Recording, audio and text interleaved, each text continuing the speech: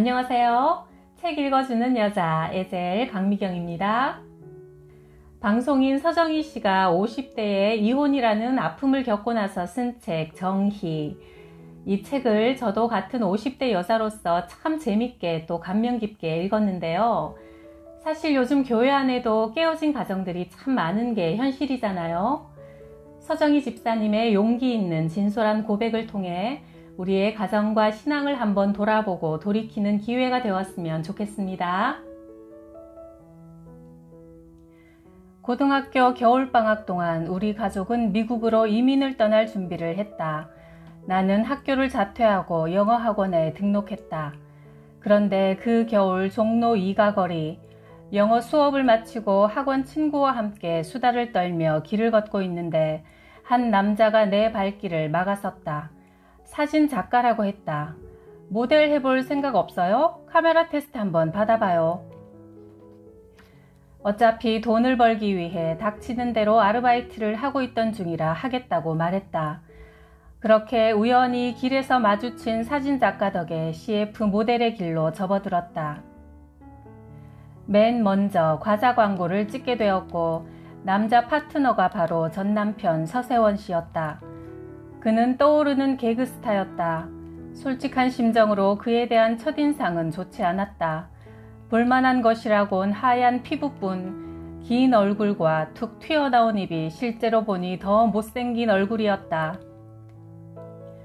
그때만 해도 그것이 32년간 이어진 결혼 생활의 첫 출발이 될 줄은 상상조차 하지 못했다.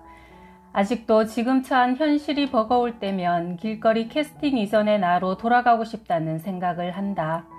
그때 착실히 영어 공부를 해서 미국에 갔다면 지극히 평범한 삶을 살며 편안했을까? 잘 모르겠다. 인생은 어렵고 오묘해서 모를 일 투성이니까. 제과회사의 다음 광고는 제주도에서 촬영한다고 했다. 나는 잔뜩 긴장했고 그런 내가 신경 쓰였는지 옆자리에 앉은 그가 계속 말을 걸었다. 매니저도 없이 혼자 다니는 나를 그는 여러모로 챙겨줬다. 재미있는 얘기도 많이 하고 연예계 선배로 이런저런 조언도 많이 해주었다. 스타가 되려면 술과 담배도 할 줄 알아야 한다고 했다. 놀라는 나에게 그는 씩 웃으며 오빠만 믿으라고 말했다. 첫 사회생활을 시작한 18의 나는 그렇게 말해주는 그가 고마웠다. 이 사람은 믿어도 되겠다고 생각했다. 그러나 믿었던 그가 나의 순결을 빼앗았다. 며칠 후 그는 우는 나를 옆에 세워두고 엄마 앞에서 용서를 빌었다. 어머니, 죽을 죄를 지었습니다. 잘못했습니다. 정의는 제가 책임지겠습니다. 당장 결혼은 힘드니 당분간 함께 살겠다는 그의 말에 엄마는 깊은 한숨을 내쉬었다. 나의 의사와 관계없이 진행되는 그 이야기를 들으며 나는 무너졌다. 평등의 나라, 기회의 나라라는 미국에서 더 이상 아버지 없는 가난한 집안의 둘째가 아니라 멋진 삶을 살기를 꿈꿨다. 그런데 그만 한 남자에게 발목을 잡혔다.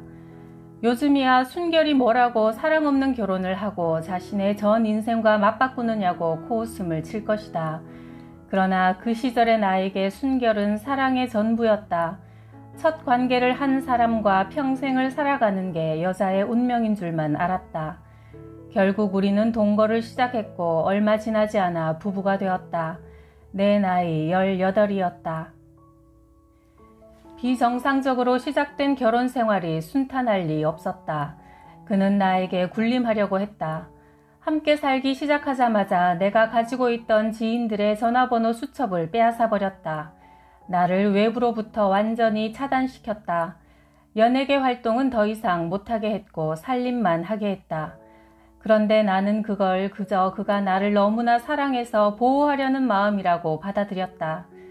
나는 운명을 되돌릴 수 없다면 운명을 만들어가기로 했다. 가정의 애착을 느끼려고 노력했다.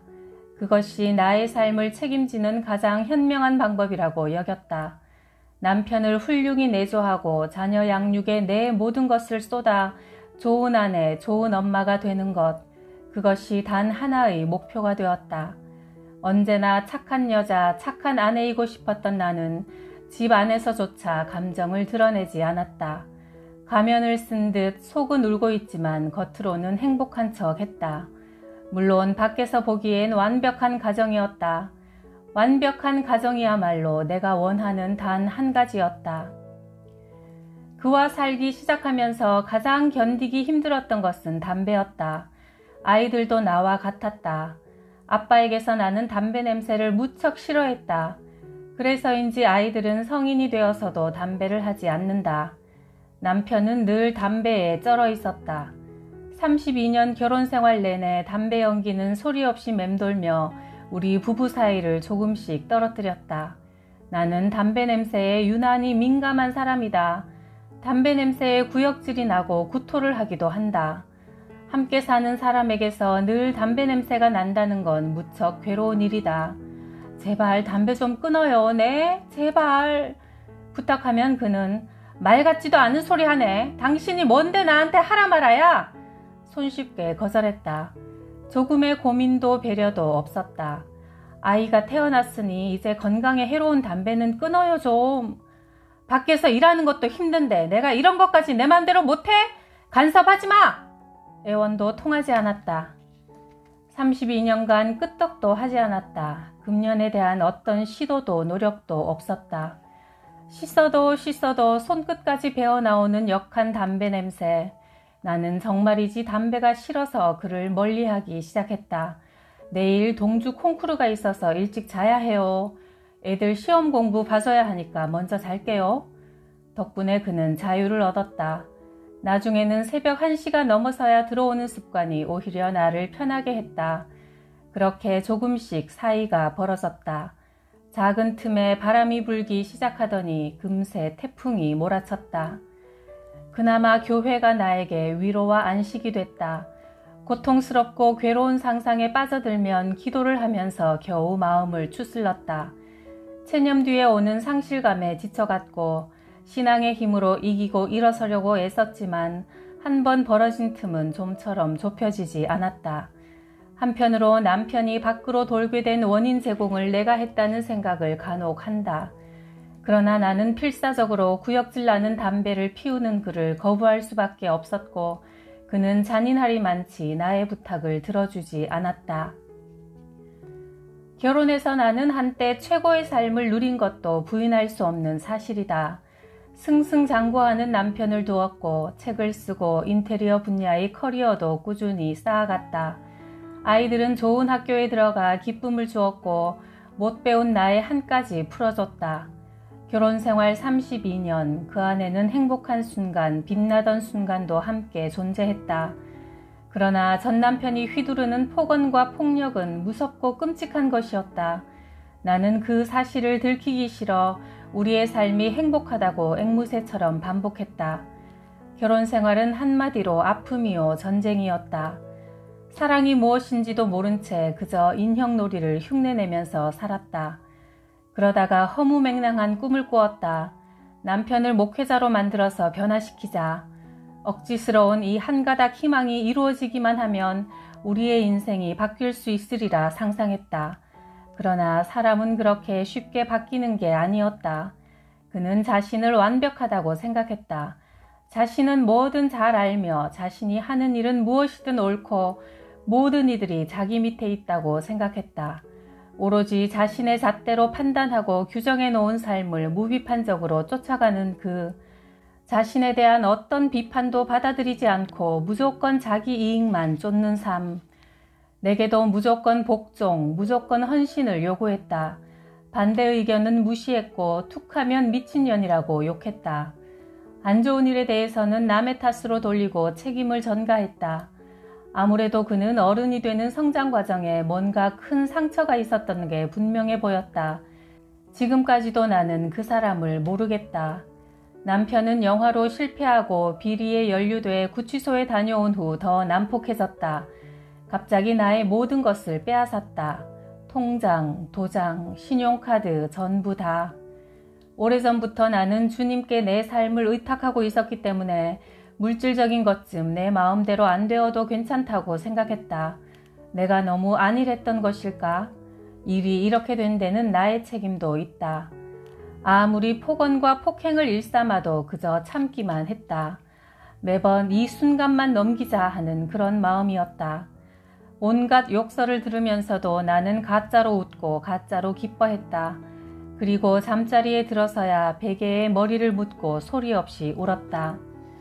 그러면서도 되뇌었다. 나는 그를 변화시킬 수 있을 거야. 내가 바라는 건 단 하나였다. 아침에 일어나 남편의 따뜻한 손을 잡고 웃으며 기도하는 것, 함께 교회에 가고 기도하고 아이들이 크는 걸 바라보는 것. 그러나 주일에 교회에 가자고 깨우면 그는 발로 차고 떠밀며 너 혼자 가라고 소리를 질렀다.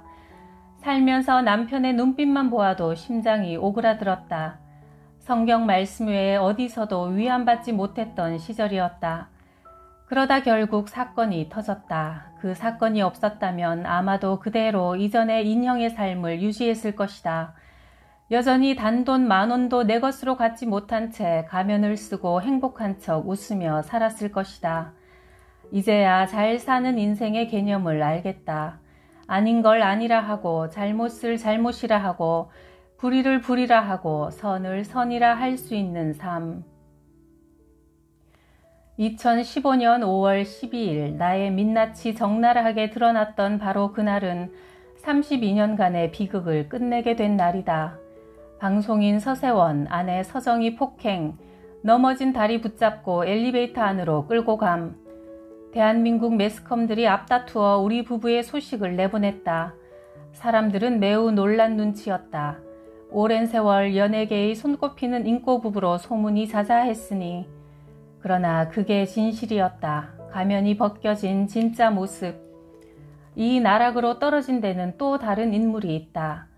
젊어도 너무 젊은 27살의 나이 차이를 극복한 아주 맹랑한 한 여자. 지금은 아이를 낳고 잘 살고 있으니 개인적인 내용은 쓰지 않겠다. 그는 딸 또래의 어린 여자를 데리고 홍콩으로 수차례 일본으로 여행을 다녀왔다. 나는 이런 사실을 전혀 눈치채지 못했다. 그런데 어느 날 출장을 다녀온 그의 휴대폰을 닦다가 이상한 문자 메시지를 발견했다. 딸 동주가 전화번호를 추적해 결국 그 주인공을 찾아냈다. 이 사실을 알게 된 그는 늘 그랬듯이 고래고래 소리를 지르며 격렬하게 분노했다. 딸과 내게 쓸데없는 짓을 했다며 온갖 욕설을 퍼붓고 협박을 쏟아냈다. 그렇게 들키고 나자 그는 일본, 홍콩, 베트남 등을 수시로 드나들며 대놓고 불륜을 저질렀다. 그토록 무너지지 않기 위해 애쓰고 가꾸어온 나의 가정은 마침내 와르르 해체되고 말았다. 그가 나에게 무릎 꿇고 빌었으면 했다. 그러면 못 이기는 척 깨진 도자기에 악교질을 하듯 우리 가정을 다시 붙여놓고 싶었다. 그러나 끝내 그는 다시 나타나지 않았다. 교회를 다니기 시작한 건 둘째를 낳고 한 달 만이었다. 남편 쪽 지인이 함께 교회에 가자고 했다. 부흥회를 한다고 했다. 처음 가본 곳이라 영 어색해서 뒷자리에 가만히 앉아 주변을 둘러봤다. 사람들이 찬양을 하고 여기저기서 중얼중얼하며 박수를 쳐댔다. 다들 왜 저러는 거지? 조금 무섭기도 했다. 목사님이 설교를 하는데 문득 눈물이 떨어졌다. 한두 방울 떨어지던 눈물이 폭포수처럼 쏟아지기 시작했다. 그 자리에서 나는 살면서 겪은 모든 일을 회개했다. 나도 모르게 마음이 편안해지면서 누군가 나를 어루만지는 느낌이 들었다. 아, 이것이 하나님의 손길이구나. 아버지 없이 자란 내게 든든한 아버지가 되어주시는구나. 나도 이제 마음 놓고 투정 부릴 수 있는, 믿고 의지할 수 있는 백그라운드가 생겼구나. 순식간에 주님과 사랑에 빠졌다. 모든 교인들이 떠날 때까지 나는 자리를 뜰 수 없었다. 부흥회를 마치고 교회를 나서는 나는 들어설 때와는 전혀 다른 사람이 되어 있었다. 집으로 돌아오는 길, 나무와 공기가 나에게 말을 거는 것 같았다. 사랑이 시작되었구나. 축하한다, 서정희라고.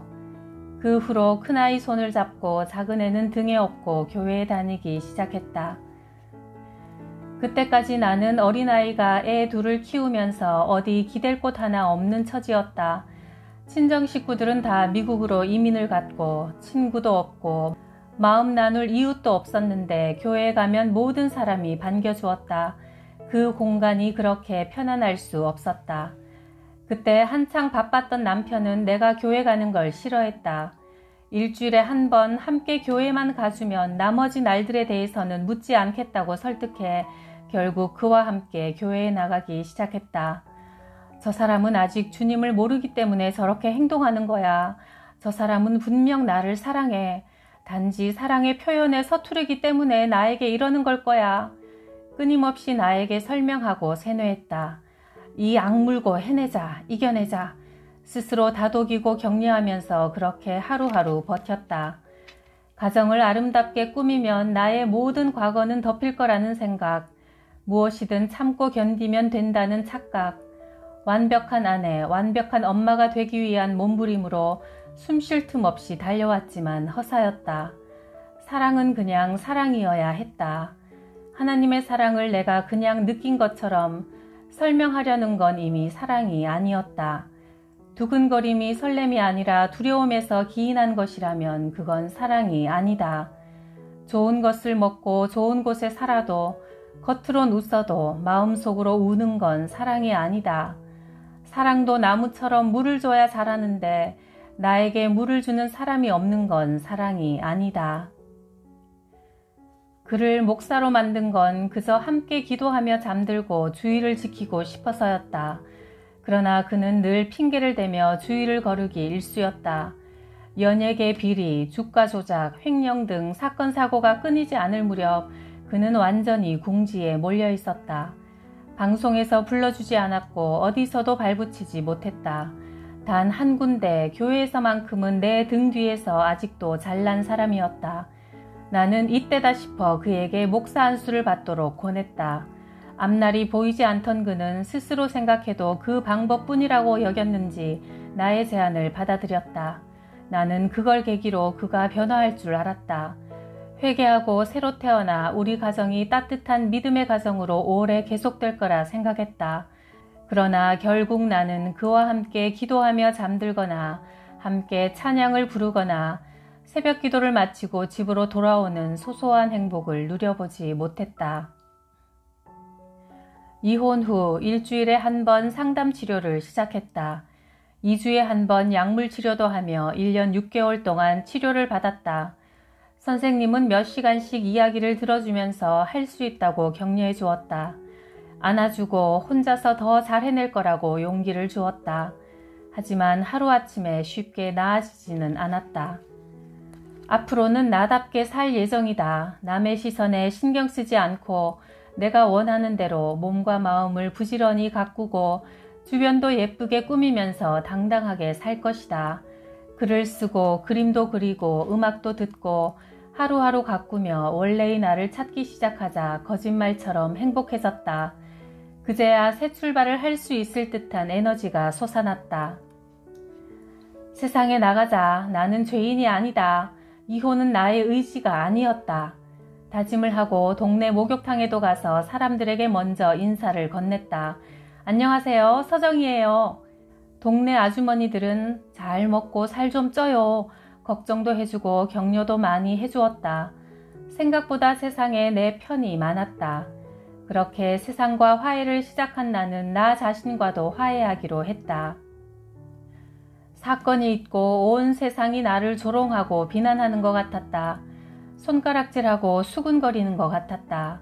늘 익숙했던 교회에서도 미운 오리새끼가 된 기분이었다. 그래서 눈치를 보며 고개를 푹 숙인 채 맨 앞자리에서 기도를 하는데 불쑥 옆에 김치통이 놓였다. 정희씨 너무 말랐다. 밥 잘 챙겨 먹고 힘내요. 어느 날은 자매님 한 분이 손에 무언가를 쥐어주고 급하게 뒤돌아갔다. 천천히 손을 열어보니 조그맣게 접힌 5만원짜리였다. 그 후로도 예쁜 모자, 옷, 사탕, 초콜릿, 기도를 마치고 나오면 상점에라도 다녀온 사람처럼 두 손이 무거운 날이 계속됐다. 감사했다. 쉰의 중간에서 내가 살아온 시절이 다 참혹했다고 말하면 안 된다는 것을 알았다. 너는 틀리고 나는 맞다고 우겨도 안 된다. 죽을 것 같은 슬픔과 아픔을 겪은 그 시간도 결국은 축복을 위한 것이었다. 원래의 나, 하고 싶은 것도 많고 궁금한 것도 많았던 서정희, 무엇이든 열심히 하던 서정희, 닿을 듯 손에 닿지 않던 내 이름을 이제는 힘차게 뛰어올라 품에 안는다. 겨울이 가고 봄이 오듯 이제 내 인생에도 새로운 꽃이 피어날 거라고 믿는다. 다른 이의 따뜻한 사랑과 위로와 용서를 마냥 기다릴 게 아니라 당장 나 스스로 나를 위로하고 용서하고 사랑하는 게 중요했다. 두려워서 순응하고 회피하는 인형이 아니라 사랑하는 사람으로 살기로 했다. 앞으로 더 잘 살기 위해 나는 나를 사랑하고 나를 사랑해준 이웃을 사랑하기로 했다. 남에게는 없는 내가 가진 좋은 것들이 얼마나 많은지 기억하고 감사하면서 내 인생을 관통했던 독서, 음악, 그림, 결혼과 이혼, 노래, 신앙, 이 모든 것이 합력하여 언젠가 선을 가져다 줄 거라 믿는다. 그 결과 책을 여러 권 내게 됐고 국제대학에서 공간 디자인 강의도 하게 되었고 화장품 모델도 했다. 55, 적지 않은 나이다. 그러나 날개를 펄럭이기 좋은 나이다. 이제 활짝 날개를 펴고 날아볼까 한다. 내가 할 수 있는 모든 일을 다 시도해보면서 도전하고 부딪히면서 아이를 키울 때처럼 지금의 나에게도 수많은 것을 경험하게 하고 싶다. 그래서 탁구도 쳐보았고 골프도 배웠다. 발레를 새로 시작했고 운전을 해서 고속도로를 달려보기도 했다. 연극도 배웠고 매일 집에서 노래를 부르기도 한다. 전부 어설프지만 어디에서 내 숨겨진 재능이 불쑥 나타날지 모르니 하고 싶은 것들을 마음껏 배워볼 것이다. 해보고 안 되면 이렇게 외치면 된다. 아님 말고. 이 경험들은 분명 보석처럼 나의 날개에 알알이 박힐 것이다. 거짓없이 내 삶을 받아들이면서 한 가지 꿈이 생겼다. 절대 다시 시작할 수 없다는, 다시 일어설 수 없다는 사람들에게, 망가졌다고 포기하는 사람들에게, 나와 같은 이들에게 위로와 힘이 되는 상처 입은 치유자가 되고 싶다는 꿈. 소외되고 고독한 이들과 손잡고 함께 나아가는 꿈 말이다. 상처받아 본 사람이 상처 입은 이들을 더 잘 치유할 수 있다. 내 인생이 누군가에게 용기를 주고 그 용기로 삶의 고통을 뛰어넘는다면 그날의 사건 그리고 갇혀있던 나의 32년이 같이 있을 것이라고 믿는다. 모두가 경악하며 지켜보던 그 충격적인 사건이 공개되던 날, 그날이 내 인생 최대의 축복의 날이 되었다. 자유와 행복의 세렌디피티, 뜻밖의 발견으로 55살 지금 나는 꿈을 꾼다. 나의 꿈은 나와 같은 여자들의 조력자가 되는 것이다. 실패한 여자건 성공으로 가는 여자건 50이 넘은 여성들의 뷰티, 패션, 인테리어, 요리, 삶의 태도 등 삶의 모든 것에 도움을 줄 수 있는 사람이고 싶다. 그렇게 되면 봄꽃이 터지듯 나의 두 번째 20살을 맞이할 수 있을 것 같다. 20이라는 나이가 품을 수 있는 삶의 기쁨, 그것은 50이 되어서도 60이 되어서도 의지만 있다면 얼마든지 누릴 수 있다고 믿는다. 나는 항상 정해진 시간에 규칙적으로 주님을 만난다. 새벽 기도에 가면 교회 맨 앞자리가 내 자리다. 평소처럼 맨 앞에 앉아 큰 소리로 기도를 드린다.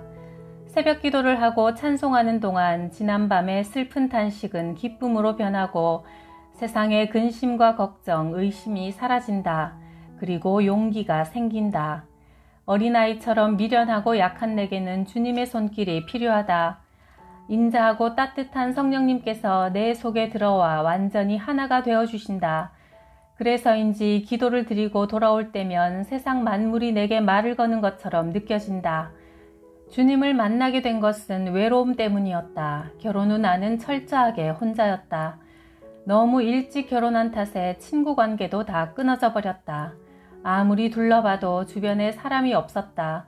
그때 내 앞에 주님이 계셨고 나는 신앙에 깊이 스며들었다. 주님을 모신 이후 단 한순간도 나는 주님 곁을 떠나본 적이 없다. 기쁘나 슬프나 고민이 있거나 회개할 일이 있어도 주님을 찾는다. 나를 사랑하시는 주님을 전폭적으로 의지한다. 누군가 계속 나를 보고 있다고 생각하면 함부로 행동할 수가 없다. 아내의 역할과 엄마의 직분을 수행하다가 견고한 나의 성이 붕괴되고 해체됐을 때도 주님을 믿고 기도로 이겨낼 수 있었다. 고난이 크면 축복도 큰 법. 인생 전체를 두고 바라봤을 때 이 고난이 내게 유익한 시련이었다는 걸 생각하며 살고 있다. 엘리베이터 씬으로 기억되는 내 결혼 생활의 마지막 장면을 본 이들은 모두 나를 걱정했다. 이혼 후 집에만 있던 사람이 앞으로 어떻게 살아가겠냐며 걱정했다. 나는 괜찮다고 했다. 내 뒤에는 하나님이 계시기에 분명 이겨낼 수 있을 것이고 나는 절대 흐트러지지 않을 거라고 말했다. 죽지도 않을 것이고 무너지지도 않을 거라고. 요즘은 회개도 한다. 내가 전 남편을 한 인간으로 이해하려고 하기보다 내게 맞는 남편으로 만들려고 강요했던 건 아닌지, 내 만족을 위해 내 욕심으로 내가 얼마나 전 남편을 숨막히게 했는지 이혼 후에 절절히 깨닫는 중이다. 사실 나는 좀 피곤한 스타일이다. 나의 강박에 가까운 성향은 종종 다툼거리가 되곤 했다. 우리 집은 방송이나 잡지에 노출된 그대로였다. 딸 동주는 집이 편하지 않다고 말했다. 빈틈없는 살림은 내가 꿈꾸던 완벽한 가정으로 향하는 기본이었는데 돌이켜보면 그것이 내 올무가 됐던 것 같다. 잘 하려고 애쓰면 애쓸수록 전 남편도 모진 말로 내게 상처를 냈고 결국 이혼에 이르게 됐다. 아들 동천이와도 마찰이 생긴 적이 있다. 내게 자기 방 청소를 하지 말라며 방문을 잠그고 외출했다. 나는 그럴 수가 없었다. 매일 청소해야 한다는 강박이 있었고 결국 몰래 방문을 열고 들어가 청소했다. 몰래 들어온 것을 들키지 않으려고 머리를 굴려 조심스럽게 물건을 하나씩 닫고 제자리에 놓아두었다. 그러나 들켰고 아들은 폭발했다. 물건을 최대한 흐트러뜨리는 것이 나를 가장 괴롭게 만드는 일이라고 생각했는지 온 집안의 물건들을 꺼내어 집을 어지럽혔다. 그러고는 엄마는 기분이 어때? 난 늘 이런 기분이야 라고 말했다. 나는 특급 호텔 수준의 서비스를 제공해 안식을 주려고 했는데 정작 그는 집이 불편하다며 나갔고 영국 영화 속 상류사회 도련님처럼 만들어주고 싶었는데 아들은 지옥 같다고 했다. 가족과 가정은 내가 그토록 지키려 했던 나의 바벨탑이었지만 결국 무너졌다. 이전에 나는 오직 성공을 위해, 남의 눈에 그럴듯하게 보이는 행복을 위해, 오로지 나의 만족을 위해 기도하고 애쓰며 살았다. 그러나 그 모든 것은 한순간에 연기처럼 사라져버렸다. 요즘 나는 죽는 순간을 위해 기도한다. 편안하고 아름다운 죽음을 맞이할 수 있게 해달라고. 그래서 아이들이 마지막으로 나를 보내면서 엄마는 아름답게 살다 갔다고 생각하며 슬퍼하지 않도록 천국에서 해처럼 반짝반짝 빛나게 살 거라고 여기면서 이것은 죽는 순간까지 지속될 나의 간절한 기도다. 상처 입은 치유자로 살아가실 서정희 집사님의 새롭고 멋진 삶을 응원합니다. 사실 우리 모두 살다 보면 원치 않는 이혼뿐 아니라 질병이나 사랑하는 사람의 죽음 등 어려운 일들을 많이 겪을 수밖에 없잖아요. 그러나 모든 것을 합력하여 선으로 바꾸시고 또 이전보다 더 좋은 것으로 주실 수 있는 하나님이 계시니까 또 이 땅의 고단한 삶이 전부가 아니라 천국 소망이 있으니까 넉넉히 이겨낼 수 있다고 믿습니다. 우리 다 함께 힘내요. 구독, 좋아요, 댓글로 언제나 제게 힘을 주셔서 감사해요.